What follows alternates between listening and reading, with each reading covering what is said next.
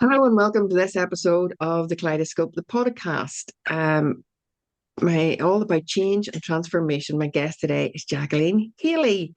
And by the accent, Jacquelyn, you're from somewhere in Wales. You can tell us all about that. I don't know what you're going to talk about today. The four questions that I ask are: what was life like before the change? What was life like during the change? What was like after the change? And what does the future hold? Not that any of us have crystal balls, but we can normally have a little bit of a prediction. Yeah. I'm going to just pass over to you and let you tell us all about the change that happened in your life. The change that happened in my life, right? I'm going to use two stories here, right? Okay, why I did what I do, why the change occurred, in why I went into hypnosis and the helping industry. My sister was diagnosed with bowel cancer at 35, which is classed kind of quite young, you know. And at the time, I was 7 months pregnant on my second child. My first child had been born just when we worked this out. There's only a year between them, so she was still a babe in arms as well, you know. So I remember at that time being very frantic and thinking, wow, I'm not a doctor. She's my little sister. I need to do everything on this planet to get her through this, you know. I just took on this big responsibility. And it was during that time I found hypnotherapy. There was a pamphlet that come through my door, lo and behold, around the same time. I had contacted the school and I said, I'm going to give birth in September. I'll be with you on the course in December when it starts. You know, that was what I was so focused on it. And to this day, the lady I trained with will say she thought I was absolutely bonkers to think I would have a baby and come. But that's what happened. And my discovery led into not just hypnosis. I did a degree then as well on complementary health. And it opened so many different doors for me in looking at how we can treat illnesses that for my foundation hypnosis was trained on psychosomatic. So how could we look at how the mind affects the body and what can we do with this? You know, the mind is plastic, it's adaptable. We can, you say you cut a body open, where is the mind? Where does it actually exist, you know? Yeah. I will say this at the start. One of my favorite quotes is and when the scientists got to the top of the mountain, the mystics were there waiting. It's an anonymous quote. I don't know when I read it. It was probably one of Caroline Ann Meis's books and Norman Shealy, but it's that's one of my favorite quotes. And I thought this is open to explore. So the more I explored, the more these like miracles I was seeing. It was like when we've only ever known medicine, most of us only ever know medicine.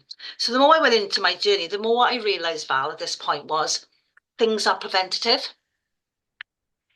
When we are going through life and this happens, that happens, this happens, that happens, and all these little things are happening, all these little events that builds up to be a big trauma to us eventually.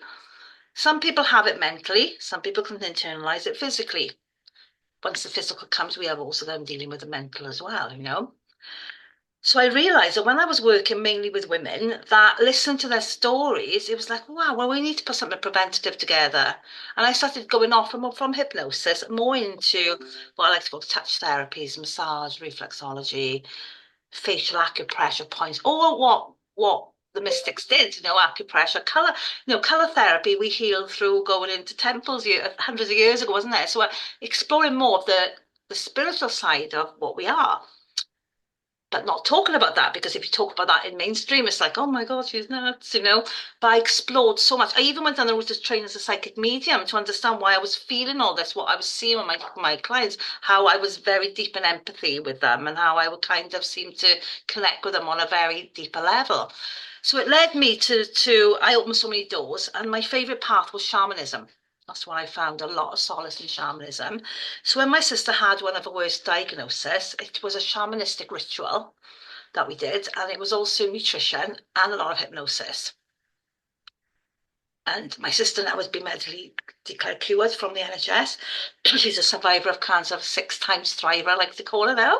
She's doing amazing, and she's set her own little Reiki business up, but she's extremely busy, and she's really kind of in demand with that as something that she's gone to because through her journey as well, she listened to the doctors, but she did other stuff, and she also has a great faith in God and her angels. So she'd say, what, in my faith, that's what got her through. And which leads me on to why the mind is so powerful. And it's like, it's a real shame that both sides are not brought together. When I say a lot of people do, but it's still kind of, I'm not even scratched the surface, I say, in medicine. So that was kind of my path into hypnosis, and it opened many doors into lots of other different fields. But it wasn't until last year, or I think not last year, the year before, when I needed it. It's all right working with all your clients and getting these brilliant results that you see, but the proof is in the pudding when you take your own words, you practice what you preach, and you do the work. Now, it was last March. I had woke up about 4 o'clock in the morning, nothing particularly stressful going on, and this loud blaring coming out of my left ear. I mean, really loud. And I remember thinking, oh my God, it'll just a ringing, you go back to sleep. And I did go back to sleep. I woke up 7 o'clock in the morning to it still there, really loud. And I remember walking to the bathroom very quietly, thinking, just calm, breathe, it's fine. Went into the bathroom, I looked in the mirror, and I just, tears rolled into my face because it was so loud. And I was instantly transported to when my mother had this through her menopause. I forgot to mention, I was going through menopause. And knowing the chaos it caused in our family, because when my mother was going through this, and any tinnitus sufferer who've had it that loud will say it's the highest rate of suicide, because people just can't deal with it.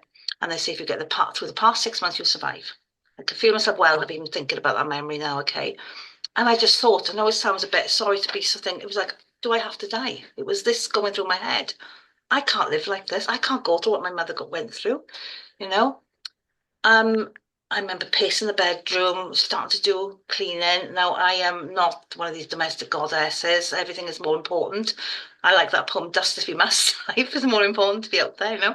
And I remember cleaning everything and trying to just calm myself down. I had to cancel my clients, thinking I can't work like this because it was blaring. And it went like that for 4 nights. And I remember thinking, I haven't slept for 4 nights. Frantically went to the hospital. There must be something wrong. You have to turn this off. What am I going to do? And they give me a tablet, a medication called lorazepam, which is now I know it's highly addictive, but it did really calm me and I slept. It was lovely. It was slept. So this just, my tinnitus at this point, no, it's not my tinnitus, it's the tinnitus, it just gradually got louder and louder and louder and louder. And it was just to the point I'd be pacing. I didn't understand how it could be so loud, you know. Sleeping tablets become my best friend because I couldn't sleep, couldn't do anything. Then I was on a cocktail of anti-anxiety medication and sleeping tablets, which goes against all my moral compasses. It goes against everything I've ever believed in. Before I studied this, it goes against everything that I believe in. And I remained on these tablets until the doctor said in September time, you have to come off them now. We can't have you on them. You've been on them for, it was from the June to the September. You have to come off them. And the doctors didn't give me the correct weaning advice to come off lorazepam. I now know it's the most addictive drug you can give anyone. It's got fabulous benefits. I felt I had my life back when I was taking it.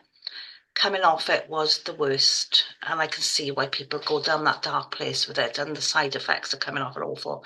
Had my doctor given me the correct way to wean, I would have been okay, probably. But she said, just reduce to half, and then, because I was on 1 milligram a day, just reduce to half and then stop it. And I remember being at a retreat, working in this retreat. They booked me in 13 Reiki clients that day. And I remember working all day, and I was holding my hands over this lady, and bang, it was almost like a bolt going off inside of me. And yeah, and the immense anxiety, it was my heart, my head, it was everywhere. It was just everywhere. I'm not sure how I got through that day, looking back. I'm not sure. That night I was staying there. I had the most intense nightmares, woke up screaming. It was quite funny now looking back, because I dreamt someone was trying to get in the room, and I woke up screaming, called the police. The people in the retreat felt someone was trying to break in, and they were going to call the police. We can quite laugh about it. It was me having a nightmare. But I went home and phoned the doctor, and luckily I got through to a good doctor, and one woman who told me, oh my wow, they should never have taken you off. And he said the next few days are going to be harsh. Ring us if you need us. And that's when I say that 111 emotion, have an emotional support line. I got through to this lady, and this is why I do believe in miracles, because the lady answered the phone, had gone through what I'd gone through. And she said, you coming off, it was too quick. She said she had tinnitus like me.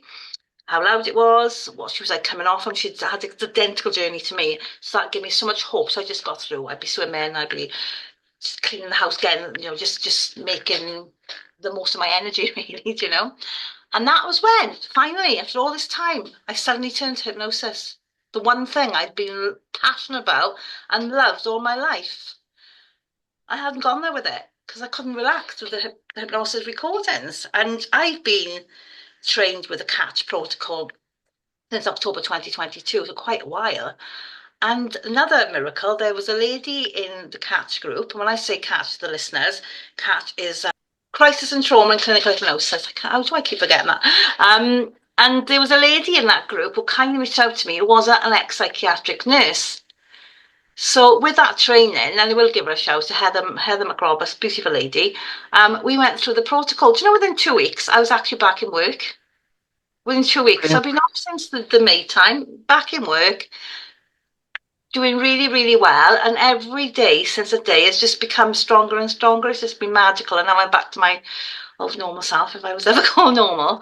But do you know the beauty? I remember someone saying to me, that one day you look back at this journey and you'll be grateful for the tinnitus. I remember thinking, I cannot imagine anything that tinnitus would benefit me from, But what I've learned is I had to, when we say we don't really practice what we preach, my diet had become really bad looking back because I was always busy in work, always grabbing it, you know what it can be like, not prepared in that area. All that side of my life had slipped away. My exercise wasn't what it used to be.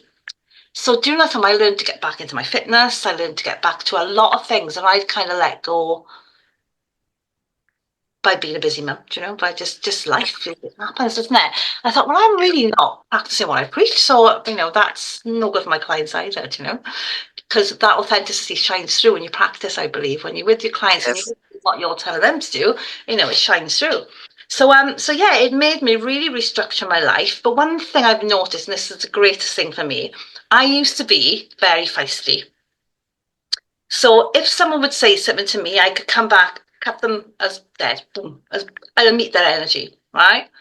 And I always felt I needed to jump in. Like when we were in Facebook groups and, the hypnotherapy industry, we can, like any industry, you will always have those people that are arrogant. I can only call them one thing. They're arrogant, they're dismissive, they're rude, disrespectful. And I would match their energy back. No, I no longer have the need to do that. I no longer have the need to get involved. I no longer go on Facebook like I used to. I might go in the morning and do what I need to do. Like I haven't even been in today, I know what I would get up, the first thing I would do. And all that has completely changed. And I used to think I was compassionate before, but I am compassionate at a different level. Whereas like I'd be sitting in my client sessions and they'd say something. I mean, I've been doing this for 16 years now. I would still get drawn to feel my heart swell and maybe sit and cry as well, which I don't believe that is a bad thing. I think it can show compassion. I know, but now I'm like, I don't do that anymore because I see myself as they're coming to me for that strength. So I kind of, when I sit and I listen to them, I'm like, let's roll the sleeves up, right? Come on, you deserve the best life. What do we need to do now? Where do we need to go with it? And over the years as well, I've always been open to training in other modalities and looking deeper and deeper. And I've always loved neuroscience. I've always loved it, but I've never really looked too closely into it because I'm a spiritual girl at heart. I believe in the mind, the soul, and the connections we form. With ourselves, not just each other, but with ourselves. And but more recently, the last year or so, I have been more deeper into the neuroscience, and I think it's lovely to see where we can find the connections. Okay, we think like that, so the brain is doing that, so it's real. So when people say to me, I'm not sure, I say, well, let me look at the neuroscience a bit, what the scientists say, and then, yeah, it makes sense then. So it's like lovely to come and educate those who wish to know when they come to see me. Not everyone wants to know. Lots of people are like, just fix me. Okay. It's like the electrician who comes to the house to rewire the house. You don't spend 6 weeks talking about what he's going to do and how he's going to do and how he got in that mess in the first place. They just come in and they do it and they're gone. And that's why I kind of compare myself now. All of us, we're like plumbers of the mind, that we would come in and we know which screw to twist. So and explore things together. And we get work done. We don't just sit and talk about it. We take action as well. So it's taught me an awful lot for me to be in the moment, to be more mindful, to know that these lifestyle hacks, we call them today, they're lifestyle hacks, you know, on the beach and do this and eat the right food. You know, it's not something that we should be, what's the word? Oh, look at me walking on the beach today. This call on Facebook, you know, on social media. These are things that we need to service our bodies. Like a car, we have an MOT, we have our oil change, we have a water filters check, we plug our mobile phone in at the end of the day to recharge. You know, what about you? What about us? And what about me? And I used to give so much of my energy to everyone. I'll do that for you. And not leave it with me, I'll do that. And then I'm like juggling, things were getting dropped. And then I dropped myself in the process. So now I'm more boundary orientated. I'm a little bit more selfish now. I realise that I like isolation. I like being on my own. I like my own space. Whereas before I wouldn't have kind of been still long enough to kind of understand that. I was always here, there, everywhere. But now I'll quite happily shut the door on the weekend and I won't speak to anyone. I'll just read my books. I'm really happy with that, you know. Or is that called getting older, Mal? I don't know. So yeah, but yeah. So yeah. Oh, I want to go back on one thing there you said was about I'll go back on two things actually. But the first one is selfish. I Yeah. think a bit like attitude. I teach gratitude to people as one of the tools. So I teach people about different tools to help themselves self-regulate. And on my Facebook page, I'm always putting self-care first. Yeah. And with gratitude, I call it attitude of gratitude. And I think attitude has a bad rep because we think of attitude as, oh, she's got an attitude. It's a Yeah. negative thing. But it's not if you're using it positively. And I think selfish, again, has a bad rep. I don't think it's a bad thing if it means that you're looking after yourself. You know where your boundaries are. And those boundaries mean that I'm going to take care of myself so that I can give more of me when it's required. And so I think for people like you and me, we're starting to change that, the notions of self-care and selfish and boundaries to be actually positive things, and attitude to be positive things. Being selfish so that I'm taking care of myself is not a bad thing. I think it's a fabulous thing. And you said, is it an age thing? In a way, yes, it is, but it's more a wisdom thing because there will be other people that somebody put on their Facebook yesterday about people I can't remember the correct quote, but they die at 25, but they don't get buried till 75. It's that thing of living the same life over and over and over and over again from your 25 till you're 75, not actually really living. And I think the difference is for some of us, because we keep learning, because we keep reading, because we want to know, because we want to fix, because we want to heal, we're doing all this learning, and as you become, I hate to say this about myself for some reason, and that I must explore, you become wiser. Well, of course you do. So with do you know, oddly enough, you're saying that. I remember years ago I used to run. I used to be part of a networking group called South Wales Networking, and I used to run the Swansea division because that's where I'm from, Swansea in South Wales. And you know what it's like when you do what we do. You open a door into this new kind of career, and it's like going into a sweet shop. You went, oh, that looks amazing. That tastes lovely, and you're so excited about where to go. But eventually, you'll find your favourite one. Yes. As one wise old lady once told me, if you don't try every flavour jelly bean in the jelly bean jar, how do you know your favourite flavour? No. Just try them all. So, and I remember getting criticised, and I remember being in a meeting once, and I would have guests coming in. I'd open the meeting, they would talk, and this lady, she sort of turned to me, she went, Jacquelyn, what do you do to have self-care? I was like, oh my God, I'm a diva when it comes to my self-care. I would get up in the morning, I would go swimming, I'd have a sauna, jacuzzi. That would be 5 days a week. That would be my thing, you know. And that would be good few hours every morning. Then I'd take time out for meditation. This is all pre-COVID time, this is. And what else to do? I still have 2 children. What else would you like me to do?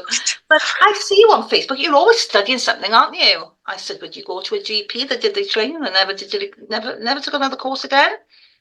And I get comments like that all the time. Oh, what are you studying now? Oh, another course, here she comes. I was like, how dare you? You know, it was through COVID. I remember stepping back from all that, thinking the girls I ran it with were amazing, right? The ladies I ran it with, but I used to get that quite a lot, and I'd be like, "Wow, why would you stay still?" Do you know? And that's why I love your Yeah. business, Kaleidoscope. Because when I was working with Heather McGraw, she had the most brilliant metaphor. She's talked about making changes, and she just started talking about a kaleidoscope.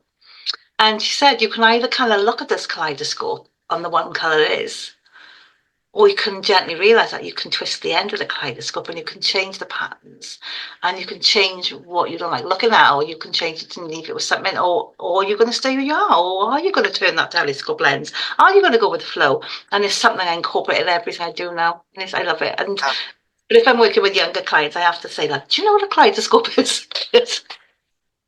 Everyone knows today. So yeah. Interesting, yeah. So and oddly enough, before I come on this morning, I just been on the phone to my sister. I found this podcast on spirituality and why you might look younger than your age, and it was saying about wise old souls. If you believe in past life regression, if you believe in past lives, then you are an old soul. You've got this youthful flow that comes out of you. You just can't help it, you know. Which is why yesterday I was at the water park with my 9-year-old adopted niece going down the slides. I'm having a great time. Brilliant. Brilliant. Yeah. So the one question there was, what does the future hold? So what is Jacquelyn Haley For hypnosis or me, Jacquelyn Haley doing? what do I want to do? I want to get back to my fitness teaching. If you put the music on, it's like my soul wants to go up and dance. It's like, I need to move, baby. And I used to live in the Canary Islands for quite some time. I worked for my previous life. I was a holiday rep for Thompson's to the UK, progressing from my career into team leader, resort team leader, guest service manager, airport supervisor. You learn a lot about people when you're in that role, you know, especially when the flight goes delayed 24 hours. If you're listening to this and this happens, you'll be kind to the staff. So fitness, I always want to go back to teaching Zumba because I always felt like I was in a nightclub somewhere in the Canaries, you know, when my vodka and coke at the back of the club. So future holds, what I'm working on right now, I'm actually working with a beautiful coach called Sam Evans for the next 6 months. One thing for me, I know me and you were talking about this prior. Through the menopause, I have gained, I think the last weigh was 15 kilos. From June onwards, that has franked the life out to me. It seems to come from nowhere. Energy levels are dipped. I'm doing more work, so I'm taking time out to do more work on myself. Go through the coaching process with Sam. I would really, really love to have my own small gym where we would be combining mental health strategies with the fitness element of it, because we spoke earlier about me loving neuroscience and loving the combination. Yeah. We all know that when we have a good dance around or when we get moving, we feel great afterwards. And neuroscience tells us that we have hope neurons which flood our bloodstream, and it comes in and it just dissolves trauma and it makes us feel great. We could go deeper into that, but basically we are releasing neurochemicals from our brain and it just floods into our system, making us feel amazing. So I think combining the areas I like to think, like I like to quote Paul Check. If you visit 4 doctors every day, if you visit Dr. Nutrition, if you visit Dr. Quiet, the mindfulness we do, Dr. Hydration, getting that water in, and Dr. Movement, you'll likely visit Dr. Happy, which I love that. So yeah, that's my Very good. Very good. I love that. Thank you very much for that. That was fabulous. I'm gonna change the speaker thing if I can. There we go. Can I just, So my last, before we finish, just to add in, yesterday morning, I got up, I think I said to you, I wasn't sure if I said this on the podcast, that the tinnitus wasn't in the right ear, and it had gone really down, say level 3 and 4, where it's always been a high 8, 7, 8. It's gone really down for the first time in the year. And I didn't say anything yesterday. My friend's been down the same for the weekend. I was just with gratitude. You know, we talked about gratitude. I was on the beach yesterday and I'm currently studying something called havening. We havened on the beach with the wind, and suddenly, I was like, oh wow, the gratitude I feel right now. I had no shoes on and I was like my feet were soaking up the sand, the elements, and I was just like, wow, I just feel so grateful right now. You know, I just feel so, and it was like, so I woke up this morning still down. A bit busy here, but I've now got hope because it's happened now 3 times since the last week. This is the lowest it's gone. So there's my hope that, you know what, our mind is incredible. And when Our mind is really incredible. That's you were talking about catch earlier. That's how we met, was through hypnotherapy for PTSD. That's our, but and it is even the symptoms of PTSD can be replicated kind of across a whole pile of, so actually it works for other symptoms and other issues as well. And that's how we met, was because I went through the training as well. The havening, there's a whole pilot, because like you, I did aromatherapy, and I did, so there's the healing power, and I'm actually going out tonight to teach people about the healing power of touch. And we're doing arm aromatherapy from the elbows down but there's extra touch receptors in this part of the arm. And it's even better if somebody else does it for you. You know what? I worked with a young lady the other week, right? I swear. Normally I do self-fertilization because I don't know some people how they feel, someone being that close to you. So I always absolutely. Definitely self-fertility to touch. And I said on the second session, I went down her arms myself and the pump, and it just went within, it was probably 2 minutes. It just went, and I was like, wow, because when people are doing it themselves, you're not really sure.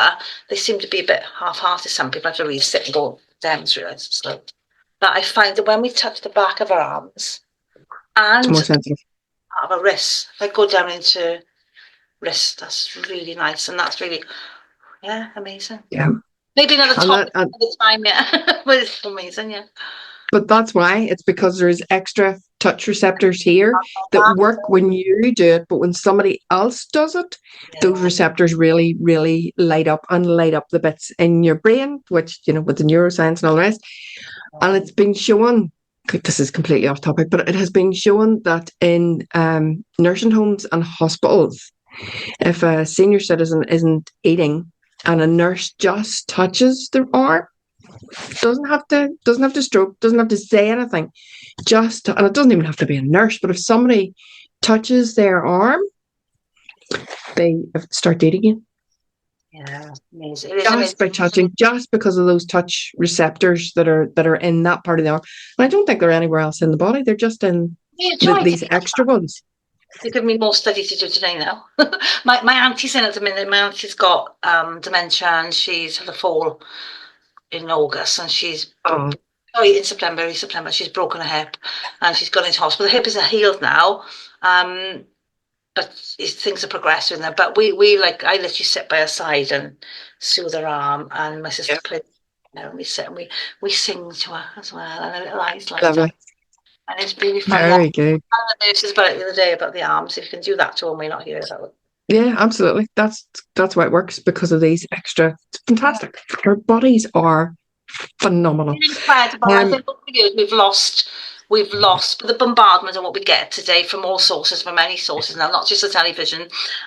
We have lost that connection to the self, and this is what taught me. I lost the connection to myself, and that's where it led me back to, which was beautiful. And also my sister's wonderful success story as well. It's been very magical, I would say. So thank you. Thank you. So the 3 wee questions that I finish off with are your favorite book. And the reason I asked three questions is because I couldn't tell you my favorite book, but some people absolutely think if you're going to read one book, it has to be this. But I couldn't. My favorite book is usually what I'm reading right now. Favorite phrase, or what you would tell your younger self. And you can answer one of those, or you can answer 2 of those, or you can answer all 3. It's entirely up to you. I'm going to go for all 3, okay? Favorite book, without a shadow of a doubt, is Cain and Abel. Right. Yeah. Do you want to know why, or are you happy just to... Yeah. No, absolutely. If you want to tell us. And I won't spoil the ending from anyone who was going to read it. There's something he does at the end of the book which made me... It was like how we judge people. Okay. How we judge people. And at the end of the book, the guy that I'd been judging all through it turned out to do the most amazing, most moralistic, deepest, kindest thing It's like you could anything wish for, and it served me, because when I go out now, when I go down and take soup to the homeless, or I give to a charity, donate gifts to charities, I say to them, I'll do it on one condition: you do not name me. You don't give me any thanks. I don't want my name out there if this is me to you. And the same with the homeless. When people put, I'm not doing this for likes, but I went out to, if you're going to do kindness, you do it from the heart, and that's where it comes from, not the ego. Yeah. Always stayed with my great lesson. Yeah. Yeah. I did chat to my sister about this, something like this morning, and she said to me, my favourite book's came late, and you too. Yay. Yeah. There's that one, there's that book. What was the second question? Sorry. Favorite phrase? Favorite phase? It's got to be by my father. Anything's easy when you know how, Jake. He used to call me Jake. Anything's easy when you know how. You know, Yeah, absolutely. when I'm in the middle, I go, right, you're in the middle because you haven't worked out how yet. Let's just, because this needs deeper attention, yes. So that's Just my keep going. Yeah, very good. And the last one was, what would you tell your younger self? It's okay to be. It is just okay. I think because when you're out there, I don't know if you've seen me on Facebook. I used to be quite up there as the live queen, and I'm quite vocal. I run my own UK Women in Hypnosis group, which is not as busy as it used to be, but you tend to be, when you're out there, you're open to be more judged by people. Yeah. And I'm going to say it, sod it, I'm going to say it's true. Sorry, I shouldn't have sworn it. I seem to aggravate the males in the field of hypnosis. And they don't hold back on me either, which is what I've learned. But I just think, do you know what? Say what you got to say. And if people don't like it, that is on them. Do you know? That is not Absolutely. it's okay to be who you were. It was always okay to be who you were. To just be who you've got to be. Do you know? Love every kind of molecule about yourself. So yeah. Yeah. Yeah. Or for me, Brilliant. love every heartbeat. Or heartbeat a molecule about yourself, because it's just, you are who you are. And it's okay. Fantastic. Jacquelyn, thank you very much. I hope the hypnotherapy, and I find that with the hypnotherapy, that even though you've gone through the protocol, it kind of keeps on working. Yeah. And it might be some time afterwards that occasionally you might just dip in and listen to something, and it re-sparks that energy, and it just keeps internally, your subconscious keeps tweaking away. So I hope the hypnotherapy, the protocol, PTSD protocol, and the havening really keep that. But unfortunately, you're right. It is, for whatever reason, in the Western world, it is a huge symptom of menopause. Unfortunately, for a lot of ladies. Do you know, I believe you could go talking forever about this. From my experience of the menopause now and what all these other things can do, I really believe it's a way we're meant to go through this. I know I've angered women by saying this. We were made this way, and we're not smarter than nature. We were made this way. It's something that we go through naturally. It's a time in our life where we can flip it upside down. However, it's also time for you to look at your traumas, to heal your traumas, because I do believe it researches. Well, I've got no research to back up, only my own physical experience and my own experience with clients. It just goes, woof. Come in, what's up, ready or not, here I come, I'm gonna find you. It's like, hello, trauma. But it's horrible, and it slips a bit. Oh my God, when you come out the other end, it's beautiful, it's magical, and it's your time. It's your time. We brought our children up. A lot of women in like divorced, like me, I'm on my own, and I love it. And it's just a great.